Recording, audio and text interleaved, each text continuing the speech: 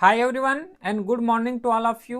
आज जो है 24 जनवरी और 24 जनवरी में जितना भी न्यूज़ है उस हर एक न्यूज़ को सिंगल लेक्चर में कवर करने वाले हैं। इसमें जो है न्यूज़ को तो कवर करेंगे ही करेंगे, उसी के साथ जो है एडिटोरियल सेक्शन को भी कवर करने वाले हैं, जिससे पूरा एग्जाम का प्रिपरेशन, जिससे वन स्टॉप सॉल्यूशन हो जाए करंट अफेयर्स का। ठीक है, जो कि रिटन एग्जाम को क्वालिफाई करने में भी मदद होगा और सेम जो है पर्सनालिटी को बिल्ड करने में भी बहुत ज़्यादा रोल प्ले करने वाले हैं।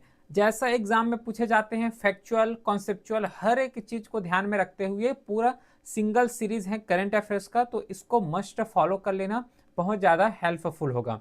क्लियर है? तो स्टार्ट करते हैं फिर 24 का न्यूज़ को और हर एक टॉपिक को कवर करेंगे, जो कि जितना डिमांड है उतना ही यहाँ पे कवर करने वाले हैं। पहला न्यूज़ है जो कि यूनियन जो गवर्नमेंट है, यूनियन कैबिनेट के द्वारा अभी जो है अटल पेंशन योजना को अभी जो है 2030-31 फाइनेंशियल ईयर के लिए एक्सटेंड कर दिए गए हैं। इसको ध्यान में रखना। अटल पेंशन योजना क्या है? ये अटल पेंशन योजना, अटल पेंशन योजना एक इंडिया का बैक्ड एक सोशल सिक्योरिटी स्कीम है। इसके थ्रू जितना भी 60 एज प्लस पीपल हैं, है ना, एल्डर्स हैं, उसको जो है फाइनेंशियल सपोर्ट देने का काम करते हैं। ठीक है, Atal pension Yojana is a government of India backed social security scheme aim at providing a guarantee monthly pension toward worker in the और जो है unorganise sector after age of 16 year. जैसे 60 साल हो जाए उसके बाद जो है जितना भी अनऑर्गेनाइज सेक्टर में जो वर्कर है उसको एज अ मंथली पेंशन दिए जाते हैं। नाम याद रखना, अटल पेंशन योजना। इंडियन सिटीजन जो कि 18 से 14 ईयर्स यहाँ पे एज लिखे गए हैं एलिजिबिलिटी के लिए। ठीक है, लेकिन ये एलिजिबिलिटी क्या होना चाहिए, इसको जो है रॉन्ग कर लेना, क्योंकि ये 60 प्लस एरिया जो है उसको दिए जाते हैं। बैंक अकाउंट होना चाहिए, आधार कार्ड, मोबाइल नंबर, ये सब मैंडेटरी होता है। इसे जो है एडमिनिस्ट्रेशन करने का काम किए जाते हैं pension fund regulatory and development authority. ये एक जो है अथॉरिटी है, गवर्नमेंट का अथॉरिटी है, इसके द्वारा ही अटल पेंशन योजना को यहाँ पे इम्प्लीमेंट किए जाते हैं। Pension fund regulatory and development authority जो कि एक पेंशन फंड रेगुलेटरी है ना, अथॉरिटी है। और ध्यान रखना, ये एक स्टेटरी रेगुलेटरी बॉडी है। स्टेटरी मतलब होता है कि पार्लियामेंट में कोई प्रस्ताव पारित किए गए हैं और उसके थ्रू इस पर्टिकुलर अथॉरिटी को फ्रेम किए गए हैं, है ना, इस्टेब्लिश किए गए हैं, जिसका सिर्फ काम है कि जो पेंशन स्कीम है इंडिया में उसको प्रमोट करना, उसको रेगुलेट करना, है ना, ये सब काम है पेंशन अथॉरिटी का, pension fund regulatory and development authority का। इसे जो है इस्टेब्लिश किए गए थे FRDA एक्ट जो है 2013, मतलब यही बात कर रहे हैं, pension fund regulatory and development authority act है 2013 का। और इसके थ्रू जो है इसे इस्टेब्लिश किए गए थे, इम्प्लीमेंट किए गए थे 2014 में, जो कि मिनिस्ट्री ऑफ फाइनेंस के अंडर आते हैं, डिपार्टमेंट ऑफ फाइनेंस सर्विस इसके अंदर आते हैं। एफ है ना, PFRDA जो कि pension fund regulatory and development authority. Next news है जो कि पराक्रम दिवस के रेस्पेक्ट में है। पराक्रम दिवस सेलिब्रेट करते हैं हर साल, जो है 23 जनवरी को पराक्रम दिवस सेलिब्रेट करते हैं। ध्यान रखना किसके रेस्पेक्ट में करते हैं, किसके कमोमरेट में करते हैं, तो नेताजी सुभाष चंद्र बोस।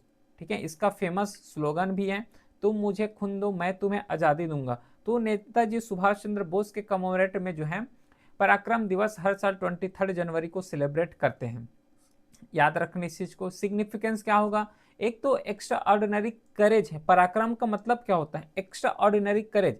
अब इस तरीके से पराक्रम दिवस को सेलिब्रेट करते हैं, मतलब नेताजी को यहाँ पे याद कर रहे हैं, मतलब उसका जो सिग्निफिकेंस है, उसका जो एबिलिटी है, कैपेसिटी, उसको इंडियन यूथ में इंप्लीमेंट करने में बहुत ज़्यादा हेल्पफुल होगा। सेलिब्रेट करते हैं क्या जो है नेताजी का रोल रहा है इंडिया को फ्रीडम दिलाने में, फ्रीडम स्ट्रगल में नेताजी के द्वारा क्या योगदान दिए गए हैं। प्लस जो है यूथ को इंस्पायर करते हैं, armed forces and civil service aspirant को इंस्पायर किए जाते हैं, क्योंकि इंडियन आर्मी करके जो है, देखो यहाँ पे आज़ाद हिंद फौज करके जो है ये एक मिलिट्री ऑर्गेनाइजेशन इस्टेब्लिश किए गए थे। अगर हिस्ट्री थोड़ा सा अगर कवर किए होंगे तो हिस्ट्री में जो है जब ब्रिटिश के द्वारा बहुत ज़्यादा यहाँ पे अन रूल या फिर अन ब्रिटिश रूल यहाँ पे इस्टेब्लिश कर रहे थे, different different rules and regulation ला रहे थे जो कि डायरेक्टली अनफेवर थे इंडियन पीपल के लिए। तो इसी को काउंटर करने के लिए, ब्रिटिश को काउंटर करने के लिए जापान के सहयोग से, ठीक है, जापान के असिस्ट लिए थे और एक पैरेलल गवर्नमेंट रन किए गए थे। ठीक है, आज़ाद हिंद फौज। तो इसके बारे में अगर कवर करें तो 23 जनवरी को ही बॉर्न हुए थे, तो उसके कमोमेरेट में जो है इसको याद करते हैं। President of Indian national Congress का प्रेसिडेंट भी रहे हैं 1938 से 1939 में प्रिसाइड भी किए गए थे। ठीक है, पॉपुलर स्लोगन है जय हिंद हो गया, या फिर give me blood and I shell give you freedom, ये जो है दिए गए थे पॉपुलर स्लोगन है। इसे जो है 2021 से ऑब्जर्व करना स्टार्ट किए गए थे। नेशनल लेवल है, cultural and academic programme perform किए जाते हैं, यूथ को जो है इंस्पायर किए जाते हैं आर्म फोर्सेस, क्योंकि आर्म फोर्सेस को यहाँ पे बनाए ही गए थे, स्टैब्लिश किए गए थे, फाउंडर रह चुके हैं आज़ाद हिंद फौज का। ठीक है, नेक्स्ट न्यूज़ है जो कि इंडियन स्कीमर कंजर्वेशन प्रोजेक्ट अभी रिसेंटली लॉन्च किए गए हैं गंगा रिवर बेसिन में। ये जो इंडियन स्कीमर एक स्पीसीज है और इसी को जो है कंजर्व करने के लिए लॉन्च किए गए हैं गंगा रिवर बेसिन में। ठीक है, प्रोजेक्ट लॉन्च किए गए हैं। है क्या ये इंडियन स्कीमर, जो कि रिंकॉप जो है इसका साइंटिफिक नेम है। ये एक रिवराइन बर्ड है ना, रेयर रिवराइन बर्ड है। इसे जो है यूनिक नेम से भी जाने जाते हैं। यूनिक इसका फीडिंग स्टाइल देखो किस तरीके से जो है फीड कर रहे हैं। इसका जो फीडिंग स्टाइल ये बहुत ज़्यादा यूनिक देखने को मिलता है। इसे जो है इंडेंजर की कैटेगरी में रखे गए हैं और रैपिड पॉपुलेशन डिक्लाइन हो रहा है ड्यू टू हैबिटेट लॉस, क्योंकि इसके लिए भी एक प्रॉपर इकोसिस्टम चाहिए। जैसे कि ह्यूमन एज अगर एग्जांपल ले ह्यूमन का, तो ह्यूमन को भी एक प्रॉपर इकोसिस्टम चाहिए। अगर ह्यूमन को जो है अगर माउंटेन में ले जाओ और माउंटेन में सेटल होने बोलो आम आदमी को, या फिर कोई पर्सन को, इंडिविजुअल को अगर हिमालय में सेटल होने बोलो, तो उसको बहुत ज़्यादा कठिनाई का सामना करना पड़ेगा। मतलब उसके लिए प्रॉपर इकोसिस्टम चाहिए, प्लेन एरिया चाहिए, ऑक्सीजन चाहिए, है ना, पर्टिकुलर जितना भी लाइफ सस्टेन के लिए नेसेसरी थिंग्स हैं, एलिमेंट्स, ये सब चाहिए होता है। सेम लॉजिक यहाँ पे लगा सकते हैं इंडियन स्कीमर का, क्योंकि इसको भी एक प्रॉपर इकोसिस्टम चाहिए, प्रॉपर हैबिटेट यहाँ पे चाहिए, लेकिन इसका हैबिटेट लॉस हो रहा है। क्यों लॉस हो रहा है, क्या क्या इसका सिग्निफिकेंस है, डिस्कस करते हैं। तो ये जो मेनली जो लार्ज रिवर है, सैंड बार्स है, वेटलैंड है, यहीं पे इसका हैबिटेशन डिस्ट्रीब्यूशन देखने को मिलता है।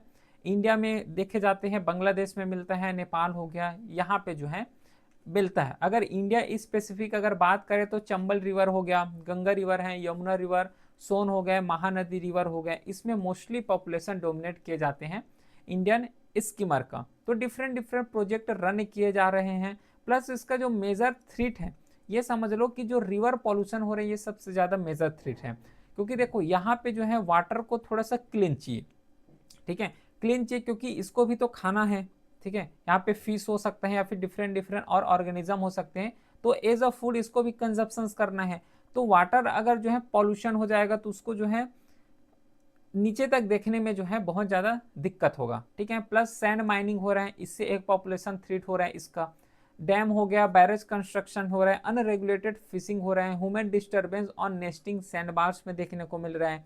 इससे क्या होगा, अगर नेस्टिंग सैंड बार्स बोलने का मतलब है कि मोस्टली जो है इसका जब न्यू बेबी आएगा तो कहाँ पे रखे जाते हैं, सैंड बार में। सैंड बार का मतलब होता है कि रेत हो गया, रेत में जो है छुपा के, ऐसे समझ सकते हो, है ना, तो उसको रखे जाते हैं। अब ये सब डिस्टर्बेंस हो रहा है, ह्यूमन एक्टिविटीज के वजह से डिस्टर्बेंस हो रहा है, तो इसका जो पॉपुलेशन है ऑटोमेटिकली डिक्लाइन फेज में जा रहे हैं। ठीक है, क्योंकि न्यू यहाँ पे जो एग आ रहे हैं उस एग को जो है नॉर्मल जो इंडियन स्केमर बनने में भी बहुत ज़्यादा टाइम लग रहे हैं। तो कुछ यहाँ पे मेजर डिस्टर्बेंस है, मेजर रीजन है, मेजर थ्रेट है, जिसको यहाँ पे कवर किए हैं, जिसके थ्रू इसका पॉपुलेशन शार्पली डिक्लाइन हो रहा है। और इसी को जो है कम करने के लिए, प्रोटेक्ट करने के लिए Indian schemer conservation project launch किए गए हैं गंगा रिवर बेसिन में। तो एक इसी से मिलते जुलते हैं national mission for clean Ganga. ये न्यूज़ में नहीं है लेकिन स्टैटिक पोर्शंस के तौर पे इसको कवर करते हैं, क्योंकि अभी जो है रिवर गंगा में इंडियन स्कीमर का प्रोजेक्ट लॉन्च किए गए हैं, तो ये भी लिंक करते हैं। National mission for clean Ganga, तो जो गंगा रिवर है इसको जो है रिजुवेनेट करने के लिए, रिजुवेनेशन का मतलब होता है कि पुनरुत्थान। ठीक है, उसको प्योरीफाई करने के लिए, जितना भी पॉल्यूशन हो रहा है उसको कम करने के लिए, रिड्यूस करने के लिए, उसी के साथ क्लीन गंगा मतलब गंगा रिवर को यहाँ पे जो है स्वच्छ करने के लिए ये स्कीम लॉन्च किए गए थे, नेशनल मिशन लॉन्च किए गए थे एक्चुअल में, national mission for clean Ganga. Legal status इससे रजिस्टर किए गए हैं सोसाइटी 2011 में, और ये function as a national development under environment act जो 1986 है, इसके थ्रू इसे फंक्शन किए जाते हैं, मिनिस्ट्री ऑफ जल शक्ति के अंडर आते हैं। ऑब्जेक्टिव सीधी से है इसमें, जो रिवर गंगा है इसमें जो पॉल्यूशन हो रहा है उसको रिड्यूस करना, निर्मल गंगा यहाँ पे इंश्योर करना, मतलब जो क्लीन गंगा है इसको इंश्योर करना है, इसके लिए मिशन लॉन्च किए गए हैं। बायोडाइवर्सिटी को कंजर्व करना है। अविरल गंगा है, इसको यहाँ पे इंश्योर करना। अविरल गंगा मतलब होता है कंटिन्यूअस फ्लो में, क्योंकि ह्यूमन एक्टिविटी इतना ज़्यादा हो रहा है, बैरेज हो गया, डैम हो गए, बहुत ज़्यादा यहाँ पे कंस्ट्रक्शन हो रहा है, तो इससे क्या होगा कि जो निर्मल गंगा है, जो कंटिन्यूअस फ्लो है, ये रुक जाएगा। तो इसको इंश्योर करने के लिए इसका ऑब्जेक्टिव है national mission for clean Ganga का सस्टेनेबल रिवर मैनेजमेंट, ये होना चाहिए। इसके द्वारा बोले गए हैं national mission for clean Ganga as a objective. Next news है कि खेलो इंडिया विंटर गेम 2026, इसे जो है हेल्ड किए जाएंगे लेह लद्दाख में। ये हिस्टोरिकल है, मोस्टली जो विंटर गेम्स होते हैं है ना खेलो इंडिया का, वो मोस्टली जो है लेह लद्दाख में ही ऑर्गेनाइज किए जाते हैं, इसको याद रखना है थोड़ा।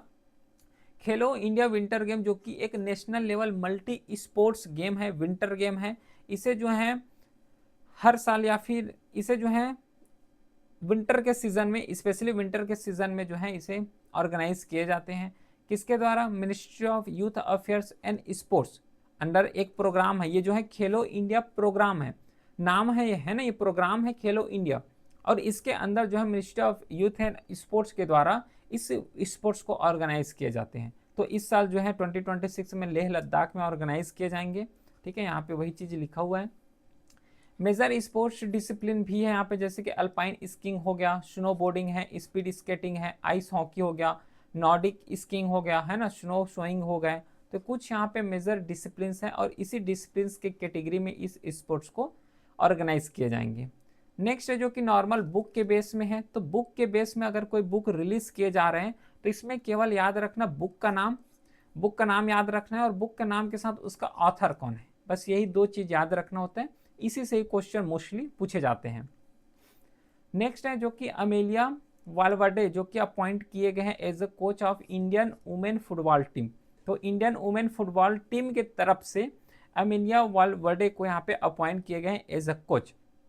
और इस इंडिया वुमेन या फिर जो फुटबॉल टीम है, तो फुटबॉल टीम से रिलेटेड या फिर फुटबॉल स्पोर्ट्स से रिलेटेड अगर ऑर्गेनाइज करने का काम या फिर ऑर्गेनाइज करना हो तो इसे ऑल इंडिया फुटबॉल फेडरेशन के द्वारा ऑर्गेनाइज किए जाते हैं।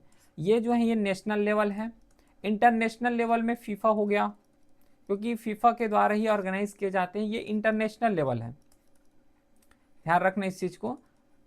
जो फीफा है ये एक इंटरनेशनल लेवल में ऑर्गेनाइज किए जाते हैं, और ऑल इंडिया फुटबॉल फेडरेशन ये नेशनल लेवल है। और ये जो ऑल इंडिया फुटबॉल फेडरेशन ये अफिलिएटेड हैं फीफा से। ठीक है, तो जितना भी नेशनल लेवल में स्पोर्ट्स ऑर्गेनाइज किए जा रहे हैं तो उससे एथलीट को प्रमोट करने के लिए अब जैसे ही प्रमोट होगा तो इसे फीफा लेवल में ऑर्गेनाइज किए जाएंगे, मतलब इंटरनेशनल लेवल में ऑर्गेनाइज किए जाएंगे। तो ऑल इंडिया फुटबॉल एसोसिएशन जो कि अपेक्स गवर्निंग बॉडी है फुटबॉल एसोसिएशंस के फील्ड में, फुटबॉल स्पोर्ट्स के फील्ड में, इसका जो मेन रिस्पॉन्सिबिलिटी है कि फुटबॉल लेवल में डेवलपमेंट करना, रेगुलेशंस करना, प्लस प्रमोशन करना फुटबॉल को अक्रॉस दी कंट्री। तो इसे जो है फाउंड किए गए थे, इस्टेब्लिश किए गए थे 1937 में। किसको? ऑल इंडिया फुटबॉल फेडरेशन को, जो कि एक नॉन प्रॉफिट ऑटोनॉमस बॉडी है। इसका हेडक्वार्टर न्यू दिल्ली में पड़ता है।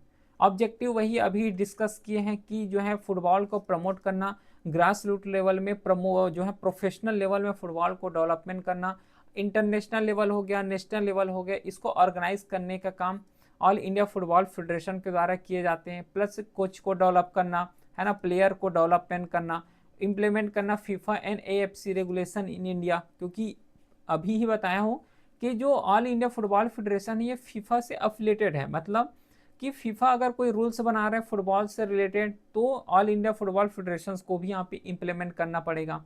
ठीक है, तो कुछ मेजर यहाँ पे टूर्नामेंट कंडक्ट किए जाते हैं। कुछ की फंक्शंस देख लो, उससे पहले की फंक्शन है जितना भी मेन वुमेन फुटबॉल हो गया इसको गवर्न करने का काम, क्योंकि all India main football association भी है ना, ऑल इंडिया वुमेन फुटबॉल भी है, तो इसको गवर्न करने का काम, नेशनल लीग टूर्नामेंट को ऑर्गेनाइज करने का काम जो है किए जाते हैं। Plus youth development program run करना हो, नेशनल फुटबॉल टीम को मैनेज करना हो, रेगुलेट करना हो जो है state football association, plus licensing, governing reform, ये सब रिस्पॉन्सिबिलिटी होता है ऑल इंडिया फुटबॉल फेडरेशन का। कुछ मेजर टूर्नामेंट है जिसके द्वारा कंडक्ट किए जाते हैं ऑल इंडिया फुटबॉल फेडरेशन के द्वारा, वो है इंडियन सुपर प्रीमियम लीग हो गया, इसको ऑर्गेनाइज किए जाते हैं। आई लीग हो गया, संतोष ट्रॉफी हो गया, डूरंट कप है, ठीक है, सीनियर नेशनल फुटबॉल चैंपियनशिप है। तो कुछ यहाँ पे मेजर टूर्नामेंट है जो कि ऑल इंडिया फुटबॉल फेडरेशन के द्वारा ही ऑर्गेनाइज किए जाते हैं। इस चीज़ को ध्यान रखना, क्योंकि एफ कैट हो गया या फिर अदर एग्जाम में भी इस टाइप के क्वेश्चन पूछ ले जाते हैं कि जैसे कि डूरंट कप हो गया, तो डूरंट कप किससे रिलेटेड है? क्रिकेट से, फुटबॉल से, टेनिस से, इस तरीके से ऑप्शन बेस्ड क्वेश्चन आते हैं। जैसे कि संतोष ट्रॉफी हो गया, तो संतोष ट्रॉफी किस फील्ड से रिलेट करता है ना? इस तरीके से भी क्वेश्चन पूछ लिए जाते हैं, तो सबको याद रखोगे। नेक्स्ट है अभी जो है नामदेव सेफ्टी इंडेक्स 2026 के लिए जो है रिलीज किए गए हैं। सेफ्टी इंडेक्स है, नामदेव सेफ्टी इंडेक्स का सिंपल सा मतलब है कि कौन सा कंट्री, कौन सा स्टेट जो है या फिर कौन सा कैपिटल सबसे ज़्यादा सेफेस्ट है, कौन सा कैपिटल या फिर सिटी जो है कम सेफेस्ट है, इसको कैलकुलेट करने के लिए, और इसको कैलकुलेट किए गए हैं और इसको रिलीज किए गए हैं नामदेव सेफ्टी इंडेक्स 2026 के नाम से। और इंडिया का कैटेगरी अगर देखा जाए तो जो मैंगलुरु है, मैंगलुरु मतलब जो है बेंगलोर है, इसको जो है सेफेस्ट सिटी, इंडिया का सेफेस्ट सिटी कंसीडर किए गए हैं। देखो न्यूज़ को कवर करते हैं। जो नामदेव सेफ्टी इंडेक्स है जो कि एक ग्लोबल है, ग्लोबल लेवल में इसको पब्लिश किए जाते हैं। परसेप्शन बेस्ड इंडेक्स है that major how safe people feel in a country, how city based on crime level, personal safety and law and order. तो पीपल जो है कैसे उस सिटी में रह के परस्यू कर रहे हैं, किस तरीके से जो है सिटी बेस्ड क्राइम लेवल है वहाँ का, है ना, पर्टिकुलर कोई भी कंट्री या फिर कोई भी सिटी में रह रहे हो, प्लस पर्सनल सेफ्टी कितना है उस पार्टिकुलर सिटी में, और उस पार्टिकुलर सिटी में लॉ एंड ऑर्डर कितना है, और प्लस कैसे परसेप्शंस कर रहे हैं इंडिविजुअल के द्वारा। तो कुछ यहाँ पे मेजरमेंट है, इसको मेजर किए जाते हैं पूरे को, और एक चार्ट प्रिपेयर किए जाते हैं जिसे नामदेव सेफ्टी इंडेक्स नाम से जानते हैं। स्कोर रेंज यहाँ पे 0 to 100 होता है, जो कि हाई स्कोर से सेफर स्कोर की तरफ यहाँ पे बताए जाते हैं। कुछ ग्लोबल हाईलाइट देख लेते हैं 2026 में। जो सेफेस्ट कंट्री हैं, टॉप कंट्री हैं, जैसे कि कौन कौन से हैं? यूएई हो गया, अभी कंट्री लेवल में आते हैं, उसके बाद सिटी लेवल में आएंगे। सेफेस्ट कंट्री टॉप लेवल में है यूएई, यूनाइटेड अरब इमिरेट, फिर कतर है, फिर अंडोरा है, फिर ताइवान है, फिर माको, चाइना है। ये इस इंडेक्स के थ्रू बता रहा है, ठीक है, अपने लेवल में मैं कुछ नहीं बता रहा हूँ। नेक्स्ट है सेफेस्ट सिटी ग्लोबल लेवल में, जो कि चाइना का है, ठीक है, कुंगदो जो कि चाइना का है। फिर उसके बाद अबू धाबी है यूएई का, सेकेंड सेफेस्ट सिटी है। फिर दोहा है कतर का, फिर शारजाह है, फिर दुबई है। अगर इंडिया के कैटेगरी लेवल में अगर डिसाइड किया जाए तो जो सेफ्टी कैटेगरी डिवाइड किए गए हैं वो मॉडरेट डिवाइड किए गए हैं, क्योंकि अराउंड 50 के लेवल में स्कोर दिए गए हैं। इसका स्कोर होता है 0 to 100, 0 to 100 स्कोर होता है, लेकिन इंडिया को यहाँ पे 50 दिए गए हैं, और ग्लोबल रैंक अराउंड जो है 70 है। कुछ इंडियन सिटीज़ जो कि सेफेस्ट कैटेगरी में डिवाइड किए गए वो है मैंगलुरु। मैंगलुरु एक्चुअली कर्नाटका का बात कर रहे हैं, ठीक है, सिटी का। यहाँ पे आई थिंक मैं वहाँ पे बैंगलोर बोल दिया था। मैंगलोर जो है कर्नाटका जो है यहाँ पे सेफेस्ट सिटी है इंडिया का इस इंडेक्स के अनुसार। नेक्स्ट अहमदाबाद हो गया, जयपुर है, कोयम्बटूर है, तिरुवनंतपुरम है, ये सेफेस्ट कैटेगरी में रखे गए हैं। लिस्ट सेफ में जो है न्यू दिल्ली, नोएडा और गुरुग्राम, ये लिस्ट सेफ की कैटेगरी में रखे गए हैं। अब यहाँ पे एक डाउट आएगा कि कैसे इसको प्रिपेयर किए जाते हैं, जो नामदेव सेफ्टी इंडेक्स है इसको कैसे प्रिपेयर किए जाते हैं। तो पब्लिक परसेप्शंस कैसा है, सर्वे के बेस में कुछ फैक्टर भी इंक्लूड किए जाते हैं, जैसे कि सेफ्टी वाइल वॉकिंग, डे हो या फिर नाइट हो, कि वॉक कर रहे हो तो कितना सेफ्टी फील कर रहे हो, क्राइम या फिर थेफ्ट परसेप्शन कितना है अगर वॉकिंग कर रहे हो, ट्रस्ट एंड पुलिस कितना है, वायलेंस क्राइम रिस्क कितना है, ये कुछ यहाँ पे मेजर प्रिपरेशंस किए जाते हैं। नेक्स्ट न्यूज़ है जियोलॉजिकल सर्वे ऑफ इंडिया, इन्होंने ऑर्गेनाइज किए हैं 65th central global programme board meeting, new Delhi में इसको ऑर्गेनाइज किए गए हैं, ठीक है। जो ये सेंट्रल जियोलॉजिकल प्रोग्राम बोर्ड है, ये है क्या? ये जो है अपेक्स यहाँ पे प्लानिंग बॉडी है for coordinating and approving geological programme of geological survey of India.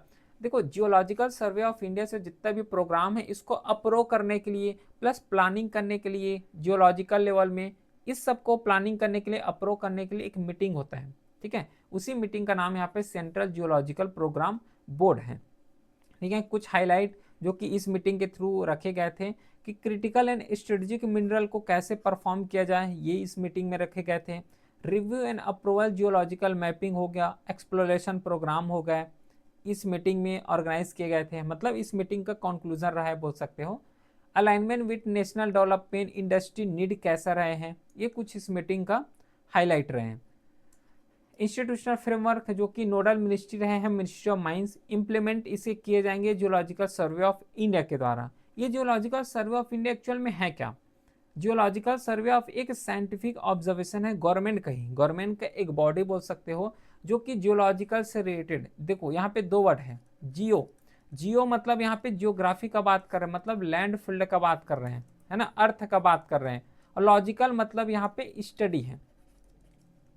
Clear है? तो जियोलॉजिकल मैपिंग कैसे हो, अर्थ का मैपिंग कैसे हो, मिनरल एक्सप्लोरेशन कैसे होना चाहिए, जियो साइंटिफिक स्टडी कैसे होना चाहिए कंट्री का, ये सब जो है कंडक्ट किए जाते हैं जियोलॉजिकल सर्वे ऑफ इंडिया के द्वारा। 1851 में इसे इस्टेब्लिश किए गए थे, फाउंड किए गए थे, और ये one of the oldest geological survey हैं इन द वर्ल्ड। वर्ल्ड की कैटेगरी अगर देखोगे तो वन ऑफ द ओल्डेस्ट हैं, मिनिस्ट्री ऑफ माइंस की कैटेगरी के अंदर आते हैं। हेडक्वार्टर इसका वेस्ट बंगाल में है।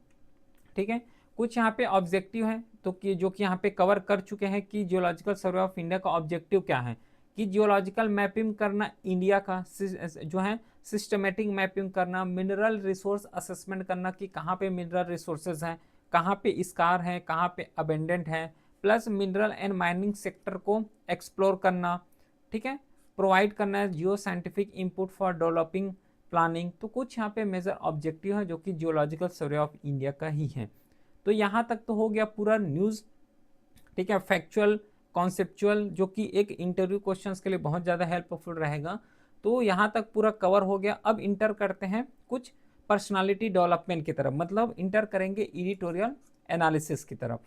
तो जिसमें से आज का फर्स्ट न्यूज़ है, फर्स्ट एडिटोरियल सेक्शंस है, delimitation after 2027 redrawing power in India. इस न्यूज़ का थोड़ा सा क्रक्स समझो। जो डिलिमिटेशन होता है आफ्टर 27, डिलिमिटेशन जो है हर सेंसस के बाद होता है, जैसे कि 2011 में सेंसस हुआ उसके बाद हुआ है ना। तो इस तरीके से हर जैसे सेंसस कंडक्ट किए जाते हैं उसके बाद डिलिमिटेशन परफॉर्म किए जाते हैं। डिलिमिटेशन क्या होता है कवर करेंगे, लेकिन एक क्रक्स बता रहा हूँ यहाँ पे। अब जैसे डिलिमिटेशन हो रहा है तो यहाँ पे डिवाइडिंग फैक्टर आ रहे हैं। कैसे डिवाइडिंग फैक्टर? नॉर्थ इंडिया को अगर देखोगे तो इसमें पॉपुलेशन ग्रोथ बहुत ज़्यादा हो रहा है। ठीक है, यूपी का एग्जाम्पल दिए गए हैं, बिहार के एग्जाम्पल दिए गए हैं। तो यूपी और बिहार में जो है बहुत ज़्यादा पॉपुलेशन ग्रोथ हो रहा है। तो पॉपुलेशन ग्रोथ हो रहा है तो उसी के अकॉर्डिंग जो है इसका जो सीट्स है ये 151 जा रहे हैं। ठीक है, बहुत ज़्यादा बढ़ रहे हैं। पहले इसका सीट है जो है 40 रहे हैं, अब 40 से डायरेक्टली 151 हो रहे हैं। अगर नेक्स्ट डिलिमिटेशन परफॉर्म किए जाएंगे 2027 के बाद तब का बात है। ठीक है, और सेम कंडीशन जो है साउथ इंडिया के नेशन को देखो, जितना भी स्टेट है साउथ इंडिया में, साउथ इंडिया में मान लो किसी स्टेट का 6 या फिर 6 यहाँ पे जा रहे हैं, मेंबर जा रहे हैं। ठीक है, अब इसका जो है पॉपुलेशन डिक्लाइन हो रहा है। मोस्टली अगर देखोगे सदर्न इंडिया में एजुकेटेड है, अब एजुकेटेड है तो उसका पॉपुलेशन थोड़ा सा कम होते जा रहे हैं। तो इसमें मान लो इसका सीट यहाँ पे 5 हो गए। अब नदर्न इंडिया में देखोगे तो लोकसभा में 151 मेंबर जा रहे हैं। ठीक है, और सेम कैटेगरी अगर सदर्न इंडिया को देखोगे तो 5 मेंबर जा रहे हैं। मतलब यहाँ पे नदर्न इंडिया का जो डोमिनेशन हो रहा है वो बहुत ज़्यादा हो रहा है, लेकिन सदर्न इंडिया में तो कम ही पीपल जा रहे हैं, है ना। तो जो भी रूल्स एंड रेगुलेशन बनेगा वो तो नदर्न इंडिया के फेवर में बन सकते हैं, क्योंकि नदर्न इंडिया में जितना भी मेंबर है, जितना भी एमएलए जाएंगे वो तो बहुत ज़्यादा है, उसका डोमिनेशन रहेगा। लेकिन सदर्न इंडिया में केवल 5 ही जा रहे हैं, तो क्या है, मार्जिनलाइज हो रहे हैं। तो इसी को एक कंसर्न के रूप में यहाँ पे लिखे गए हैं एडिटोरियल सेक्टर में कि रीड्राइविंग पावर इन इंडिया। समझ आ गया क्रक्स क्या है? देखो, डिलिमिटेशन क्या होता है, डिलिमिटेशन जो कि हर एक सेंसस होगा उसके बाद कंडक्ट किए जाएंगे। सपोज करते हैं कि ये लोकसभा है, अब इस लोकसभा में जो है 21 मेंबर जाने वाले हैं। अब 21 मेंबर कोई पार्टिकुलर स्टेट का बता रहा हूँ, ठीक है, एक स्टेट का है, कोई पार्टिकुलर ये स्टेट है। अब इस पार्टिकुलर स्टेट से 21 मेंबर जाएंगे, 21 एमएलए जाएंगे। अब 21 एमएलए यहाँ से जाएंगे तो कहाँ से जाएंगे, कौन एरिया से जाएंगे? तो इसको एक एरिया डिफाइन किए गए हैं। ठीक है, कॉन्स्टिट्यूएंट असेंबली के फॉर्म में एक एरिया डिफाइन किए गए हैं कि ये वाला एरिया है, इस रीजन से एक एमएलए जाएगा, इस रीजन से सेकंड एमएलए जाएंगे। तो इस तरीके से जो है 21 असेंबली में, कॉन्स्टिट्यूएंट असेंबली में डिवाइड कर दिए गए हैं कोई पार्टिकुलर स्टेट को। अब इसी डिविजन्स को परफॉर्म किए जाते हैं डिलिमिटेशन के द्वारा, कि इस एरिया को डिफाइन करने का काम किसके द्वारा किए जाते हैं, डिलिमिटेशन के द्वारा ही किए जाते हैं, जो कि एक इंडिपेंडेंट डिलिमिटेशन कमीशन हर सेंसस के बाद इस्टेब्लिश किए जाते हैं। आर्टिकल में भी यहाँ इसका जिक्र होता है कि आर्टिकल 82 एंड 170 जिसे बोले गए हैं कि हर एक सेंसस के बाद डिलिमिटेशन परफॉर्म करना है। लेकिन एक्चुअली जो 1976 है, जब 47 अमेंडमेंट एक्ट लाए गए थे 1976 में, इसमें जो है 1976 को फ्रीज कर दिए गए, मतलब Lok Sabha seat distributed frozen based on 1971 census. अभी अगर देखोगे, ठीक है, अभी क्या देखोगे कि जितना भी सीट का अलोकेशन हो रहा है वो 1971 के बेस में कंडक्ट किए जा रहे हैं। फिर नेक्स्ट और कॉन्स्टिट्यूशनल अमेंडमेंट लाए गए थे 87 कॉन्स्टिट्यूशनल अमेंडमेंट एक्ट 2002।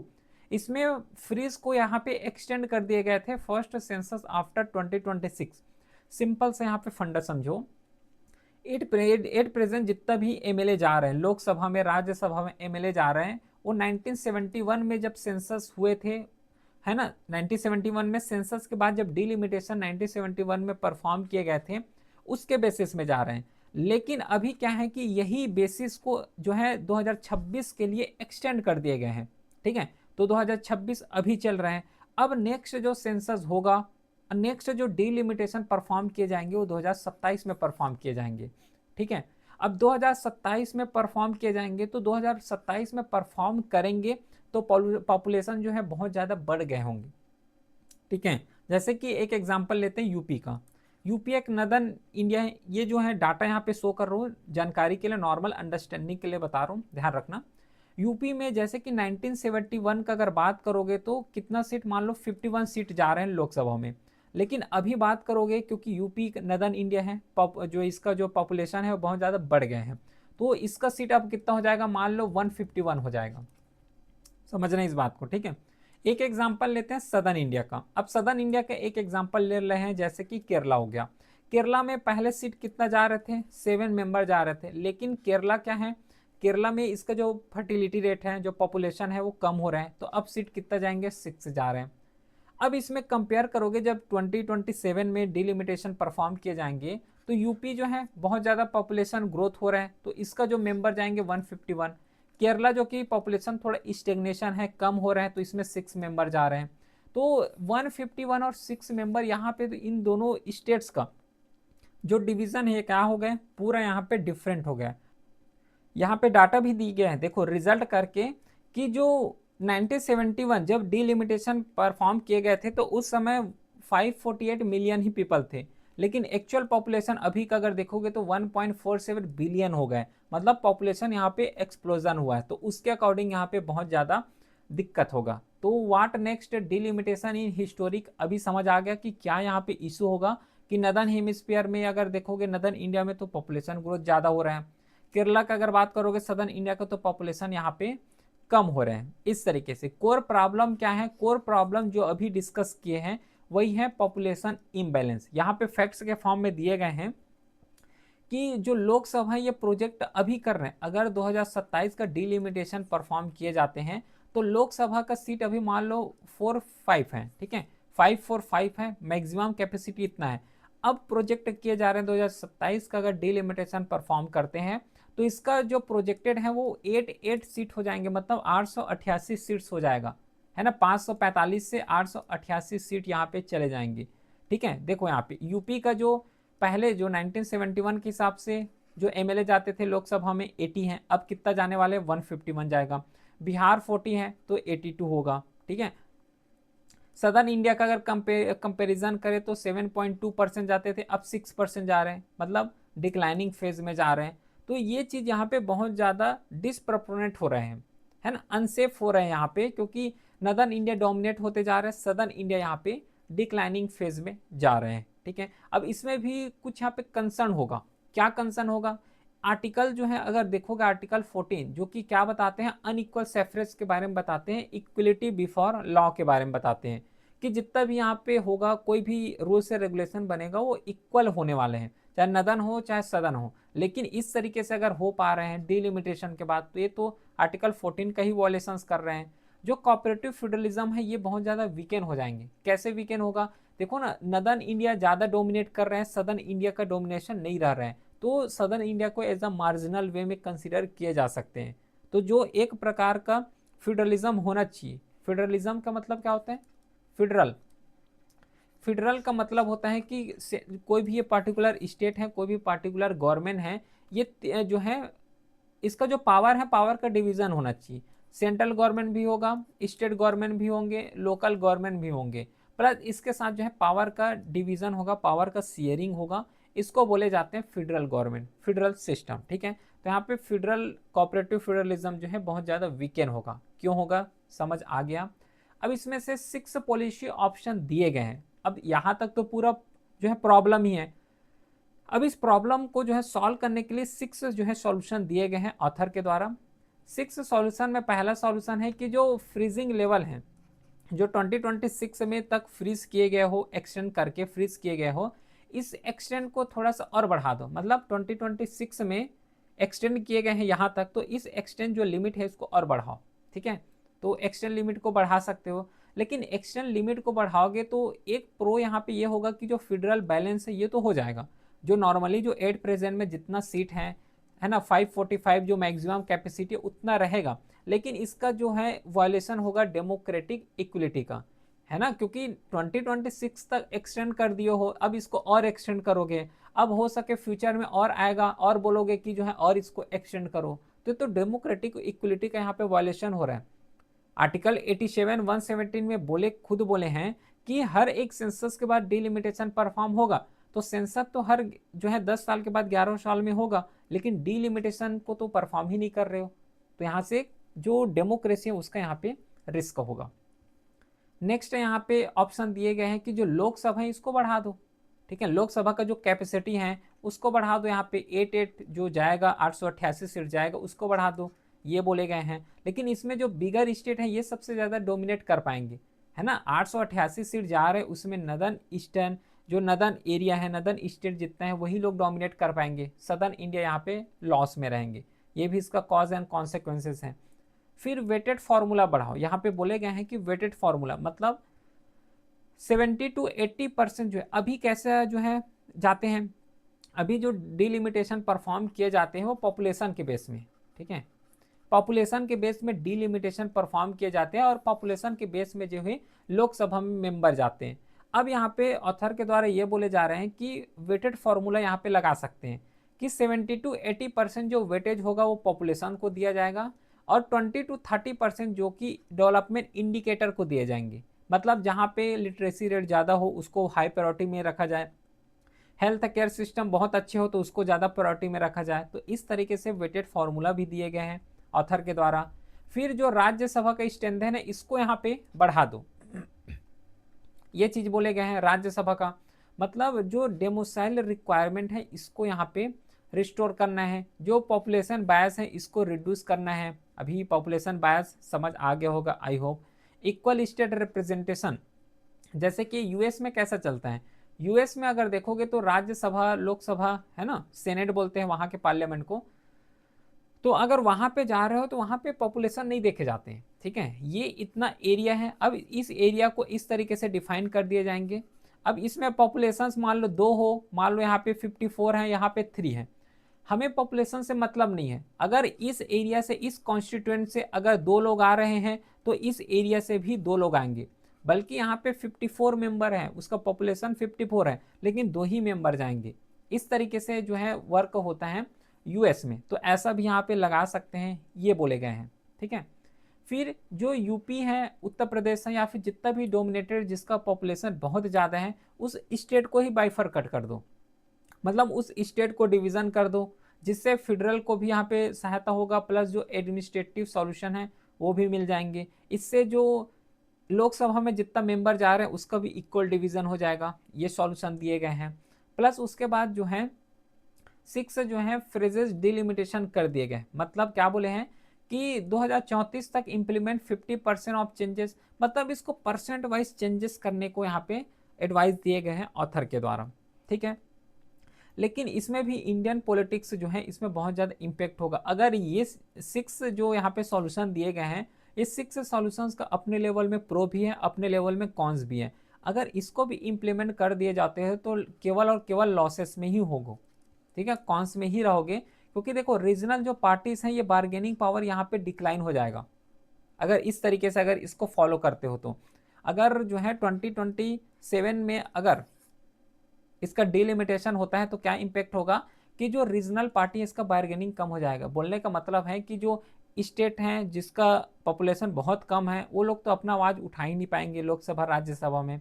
प्लस जो कोलिशन अरिथमेटिक चेंज हो जाएगा ड्रामेस्टिकली, जो रीजनल अलाइनेशन है वो यहाँ पे रिस्क में आ जाएंगी, ठीक है, अगर मैनेज नहीं किया जाए तो रीजनल अलाइनेशन है रिस्क में यहाँ पे आ जाएंगे। तो क्या इसका सेफर एडवाइस होना चाहिए, क्या इसका वे फॉरवर्ड होना चाहिए। तो जो डेमोक्रेटिक या फिर जो डिलिमिटेशन यहाँ पे कंडक्ट किए जा रहे हैं इसमें डेमोग्राफर को इंक्लूड करो, क्योंकि डेमोग्राफर जो है डेमोग्राफी के बारे में उसको अच्छे से पता है कैसे डिलिमिटेशन को परफॉर्म करना है। वो तो एक कॉन्स्टिट्यूशनल बेसिस है, लेकिन उसमें कौन पीपल जा रहे हैं। अगर डेमोग्राफर को इंक्लूड करोगे तो अच्छे तरीके से जो है डेमोग्राफिक को यहाँ पे अंडरस्टैंड करके लिमिट डिफाइन कर सकते हैं।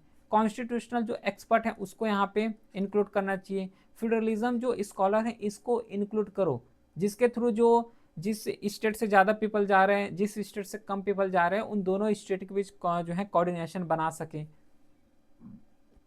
प्लस स्टेट रिप्रेजेंटेटिव ट्रांसपेरेंसी हो गया, पब्लिक हियरिंग हो गया, रोबस्ट ओवरसाइट, ये सब जो है एज अ वे फॉरवर्ड में कंसीडर कर सकते हैं। ठीक है, समझ आ गया। आई होप कि ये पहला एडिटोरियल समझ आ गया होगा। बहुत इंपॉर्टेंट एडिटोरियल है, हर एक पॉइंट को डिस्कस कर रहे हैं। बाकी इस क्लास का जो स्लाइड है एक तो वेबसाइट में भी अपलोड हो जाएगा, वेबसाइट के साथ जो है टेलीग्राम चैनल में भी अपलोड हो जाएगा। नेक्स्ट है इंडिया एंड ईयू। देखो इंडिया और ईयू जो कि यूरोपियन यूनियन है ये बहुत ज़्यादा इंपॉर्टेंट इसलिए होने वाले हैं क्योंकि अभी यूरोपियन यूनियन का जो प्रेसिडेंट है अभी जो है इंडिया में रिपब्लिक डे आने वाले हैं, है ना। आज जो है 24 है ना, 24 जनवरी है आज, 24 जनवरी है। 26 जनवरी में जो है एज अ गेस्ट के फॉर्म में यूरोपियन यूनियन के जो प्रेसिडेंट है वो आने वाले हैं इंडिया में। अब इंडिया में जो है यूरोपियन यूनियन के प्रेसिडेंट आ रहे हैं, मतलब ये बहुत ज़्यादा सिंबॉलिक रिलेशन है, मतलब बहुत ज़्यादा एज अ स्ट्रेटेजिक पार्टनरशिप को जो है शो करता है, फ्रेंडशिप को शो करता है। क्योंकि अभी देखे होंगे यूएस के द्वारा बहुत ज़्यादा अनरूल कर रहे हैं, यू जो है इंडिया में ही 50% टैरिफ को बढ़ा रहे हैं। तो इंडिया जो कि एक अपने लेवल में एक डोमिनेटेड सुपर पावर शो करते थे, अब इस तरीके से जब स्ट्रेटेजिक पार्टनरशिप होता है, कंट्री के बीच एक प्रेसिडेंट दूसरे प्रेसिडेंट या फिर एक कंट्री से दूसरे कंट्री में जा रहे हैं, है ना, टूर में जा रहे हैं या फिर स्ट्रेटेजिक रिलेशंस के रिलेटेड जा रहे हैं, तो वहाँ पे जो है एक डिवाइडेड वर्ल्ड हो जाता है ना, डिवाइडेड वर्ल्ड हो जाता है। एक क्रक्स यहाँ पे यही है कि इंडिया का जो रिपब्लिक डे है वहाँ पे यूरोपियन यूनियन के प्रेसिडेंट आने वाले हैं। तो क्या क्या इसमें स्ट्रेटेजिक एडवांटेजेस हैं, क्या यूरोपियन यूनियन के लिए एडवांटेजेस हैं, क्या इंडिया के लिए एडवांटेजेस हैं, हर एक पॉइंट को अब यहाँ पे डिटेल के साथ कवर करते हैं। तो देखो अगर कंटेक्स्ट अगर देखा जाए तो जो प्रेसिडेंट है एंटोनियो कोस्टा ये आएंगे, अभी डिस्कस किए हैं, इसमें कोई दिक्कत नहीं होना चाहिए।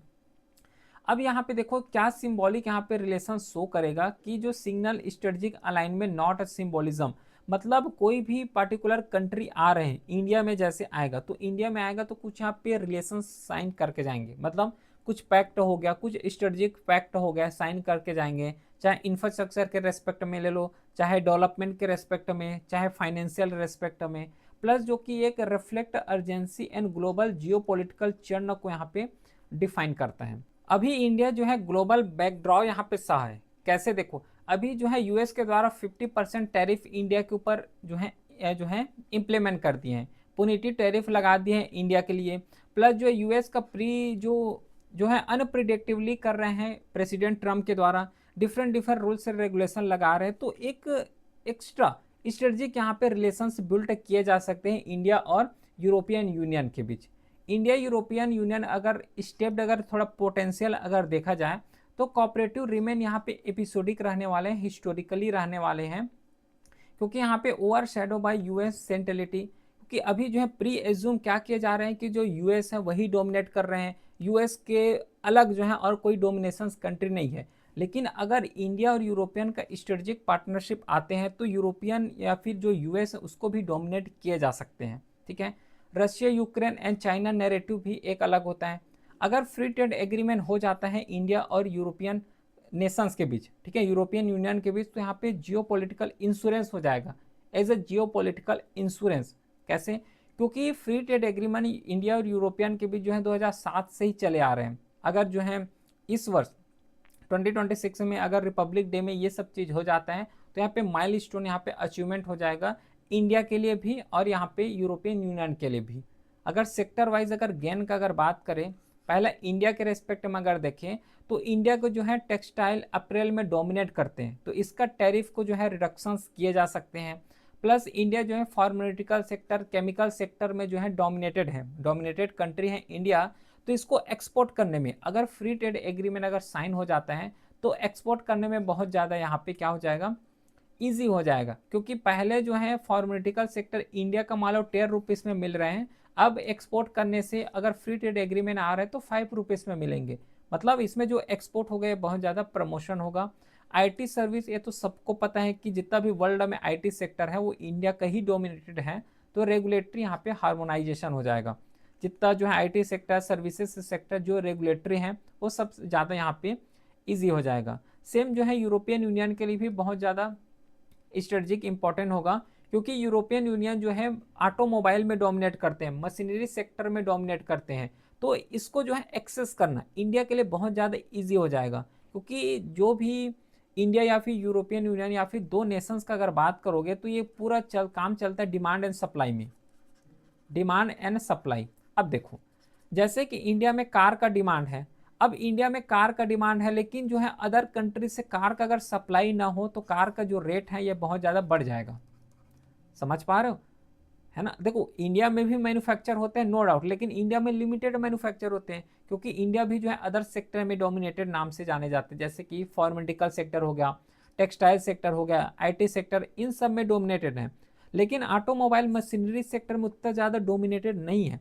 मतलब सप्लाई अगर केवल और केवल इंडिया के रेस्पेक्ट में अगर देखा जाए तो कार का एग्जाम्पल लेते हैं तो इंडिया में कार का सप्लाई कम है, लेकिन अगर फ्री ट्रेड एग्रीमेंट होता है यूरोपियन यूनियन जो कि ऑटोमोबाइल मशीनरी से जो है डोमिनेटेड है, तो वहां से अगर इंडिया में सप्लाई आ रहे हैं, मतलब सप्लाई ज़्यादा है, तो सप्लाई ज़्यादा है तो इसका रेट जो है कम हो सकता है, जिससे एक ट्रेड बैलेंस है, पेमेंट ऑफ बैलेंस है, हर एक चीज़ एक बैलेंस वे में काम करेगा। लेकिन यहाँ पे एक क्लाइमेट इक्वलिटी और CBM मतलब जो कार्बन बॉर्डर एडजस्टमेंट मैकेनिज्म, ये जो है चैलेंजेस आएगा इंडिया और यूरोपियन यूनियन में अगर देखना है तो ये चीज़ यहाँ पे चैलेंजेस आएगा, क्योंकि जो यूरोपियन यूनियन है ये 20 to 30% इफेक्टिव कार्बन चार्जेस लेते हैं।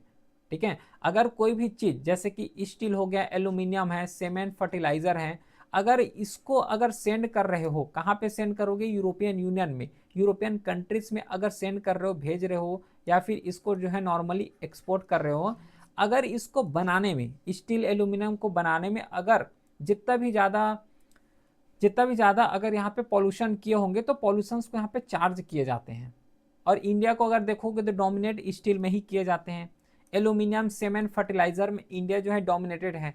और यूरोपियन यूनियन को अगर सेंड करना हो तो यही चीज़ को तो सेंड करेंगे, और इसको बनाने में जो है फॉसिल फ्यूल लगता है, फॉसिल फ्यूल से इलेक्ट्रिसिटी जो है जनरेट कर इंडिया के द्वारा, तो उससे जो है पॉल्यूशन ज़्यादा होगा, है ना? तो जितना ज़्यादा पॉल्यूशन होगा तो 20 to 35% जो है कार्बन चार्जेस लिए जाते हैं। ठीक है, मतलब जितना ज़्यादा पॉल्यूशन करोगे तो उसका भी यहाँ पे एक्स्ट्रा चार्जेस देने पड़ेंगे इंडिया को। तो फ्री ट्रेड एग्रीमेंट अगर कर रहे हो तो यही जो है एक मेन चैलेंजेस आएगा। ठीक है, समझ आ गया? तो इसका भी वे फॉरवर्ड है। वे फॉरवर्ड क्या कर सकते हो कि जो क्लाइमेट एक्शन है इसको इक्विटी एंड फ्लेक्सिबल बनाओ, या फिर इंडिया के लेवल में जो है जितना हो सके रिन्यूएबल एनर्जी को फोस्टर करना है। इलेक्ट्रिसिटी जनरेट कर रहे हैं तो रिन्यूएबल एनर्जी से इलेक्ट्रिसिटी जनरेट कर सकते हैं। प्लस उसी के साथ जो है यूरोपियन यूनियन को ऑफर करना चाहिए कि जो है कार्बन बॉर्डर एडजस्टमेंट मैकेनिज्म है इसको थोड़ा सा रिलीफ करें। इंडिया के रेस्पेक्ट में रिलीफ कर सकते हैं, किसके थ्रू? फ्री ट्रेड एग्रीमेंट के थ्रू। ठीक है, अब इंडिया और यूरोपियन यूनियन में जो है एक और कॉपरेशन डिस्कस कर सकते हैं, वो है defence and security corporation. Defence के फील्ड में कैसा जो है यूरोपियन यूनियन इंडिया के साथ कॉपरेशन कर सकते हैं, है ना? उसी के साथ सिक्योरिटी के फील्ड में क्या कॉपरेशन कर सकते हैं। तो यूरोपियन यूनियन का प्रपोजल अगर देखोगे तो security and defence partnership with India on par with Japan and South Korea. तो इसमें बेनिफिट क्या होगा, पहले बात इसी को करते हैं। तो यूरोपियन यूनियन को क्या बेनिफिट होगा कि एक इंडिया जो है एक इंडिपेंडेंट मार्केट मिल जाएगा। मतलब जैसे कि अगर यूरोपियन नेशंस अगर कोई गन बना रहे हैं, ठीक है, अब गन को तो कहीं पे भी सेल करोगे, है ना। अब गन को कहीं पे भी सेल करोगे तो ऐसा तो नहीं रैंडमली कहीं पे भी जाके सेल करोगे, ऐसा तो नहीं होगा। तो अगर इंडिया यूरोपियन यूनियन के बीच फ्री ट्रेड एग्रीमेंट हो रहा है तो जो यूरोपियन यूनियन है उसको एक इंडिया मार्केट मिल जाएगा, जिसके थ्रू यूरोपियन यूनियन अपना गन मैन्युफैक्चर करेंगे और इसको सेल करेंगे इंडिया में। तो इस तरीके से यूरोपियन यूनियन को फायदा हो सकता है। प्लस डिफेंस में को प्रोडक्शंस की तरह एक अपॉर्चुनिटी मिल जाएगा कि अगर कोई भी पर्टिकुलर इंस्ट्रूमेंट की जरूरत है तो इंडिया से जो है इंपोर्ट कर सकते हैं। तो ये भी एक मेजर यहाँ पे बेनिफिट होगा यूरोपियन यूनियन को। और इंडिया को क्या यहाँ पे बेनिफिट होगा, तो अपने जो मेक इन इंडिया है, इंडिया के द्वारा रन किए जा रहे हैं, make in India, build in India, इसको यहाँ पे बूस्टर मिलेगा, बहुत ज़्यादा यहाँ पे स्ट्रांग चले जाएंगे। प्लस उसी के साथ जो एडवांस यूरोपियन यूनियन का जो डिफेंस टेक्नोलॉजी है, जो नॉलेज ट्रांसफर ये बहुत ज़्यादा तेज़ी से हो जाएगा, है ना, बहुत ज़्यादा तेज़ी से हो जाएंगे। प्लस ज्वाइंट एक्सरसाइज है, इंडियन ओशियन कोऑर्डिनेशन है, ये भी बहुत ज़्यादा स्ट्रांग हो जाएगा। तो यहाँ पे बहुत ज़्यादा इम्पॉर्टेंट है यूरोपियन यूनियन और एज इंडिया का अगर बात करोगे तो अगर दोनों के बीच फ्री ट्रेड एग्रीमेंट हो रहा है तब भी बहुत ज़्यादा एडवांटेजेस में है। ऐसा नहीं कि केवल और केवल इंडियन यूरोपियन या फिर यूरोपियन यूनियन ही एडवांटेजेस में है, दोनों नेशन एडवांटेजेस में है, यूरोपियन यूनियन भी एडवांटेजेस में है और इंडिया भी एडवांटेजेस में है, ठीक है। तो towards as a new multipolar world यहाँ पे आ सकते हैं एक क्वेरी, क्या इतना ज़्यादा बहुत एडवांटेजेस में है तो एक प्री डोमिनेंटली या फिर हिस्टोरिकली क्या कंसीडर कर रहे हैं, तो यूएस हो गया, रसिया हो गए, यही जो है अपने लेवल में डोमिनेट कर रहे हैं। लेकिन अगर न्यू मल्टीपोलर वर्ल्ड आ रहे हैं, इंडिया इंडिया के साथ यूरोपियन यूनियन अगर दोनों साथ में आ रहे हैं तो एक न्यू मल्टीपोलर वर्ल्ड यहाँ पे इस्टेब्लिश किए जा सकते हैं।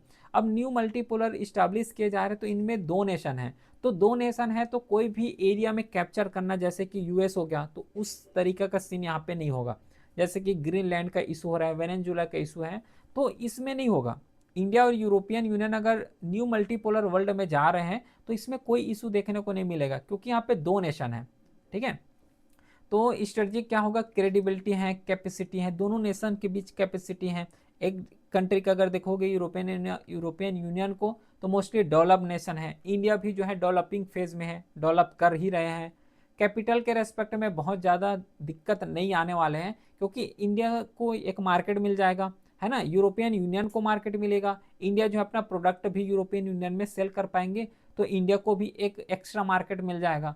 और फ्री ट्रेड एग्रीमेंट है तो उससे जो प्राइस है वो भी रिड्यूस हो जाएंगे। तो इस तरीके से क्या है, एक न्यू मल्टीपोलर वर्ल्ड यहाँ पे डोमिनेट किए जा सकते हैं, न्यू मल्टीपोलर वर्ल्ड की तरफ जा सकते हैं। लेकिन ध्यान रखना कि जो मल्टीपोलर वर्ल्ड है, order not dominated by any single super power, कोई सुपर पावर के द्वारा इसे डोमिनेट नहीं किए जा सकते हैं मल्टीपोलर वर्ल्ड को, ठीक है। मल्टीपोलर यहाँ पे इसका मतलब क्या होता है, मल्टी का मतलब होता है ज़्यादा, 2+, ठीक है, मल्टी। अब मल्टी यहाँ पे पोलर का बात कर रहे हैं कि कोई ये जो अर्थ है, ये अर्थ जो है डिफरेंट डिफरेंट इस तरीके से पोलर में डिवाइड किए गए हैं, मतलब different different as a strategic view देख लो, है ना, स्ट्रेंथ में, या फिर डिफरेंट डिफरेंट कंट्री यहाँ पे डिवाइडेड है, इसको मल्टीपोलर बोल रहे हैं, ठीक है। तो ये हो गया finally the Hindu editorial analysis, complete detail के साथ एनालिसिस के। बाकी कोई भी डाउट हो तो व्हाट्सएप नंबर है ना, इसमें मैसेज कर सकते हो। टेलीग्राम चैनल में पीडीएफ वेबसाइट में भी अपलोड हो जाएगा। फिर मिलते हैं हम नेक्स्ट क्लास में, तब तक के लिए thank you, have a great day.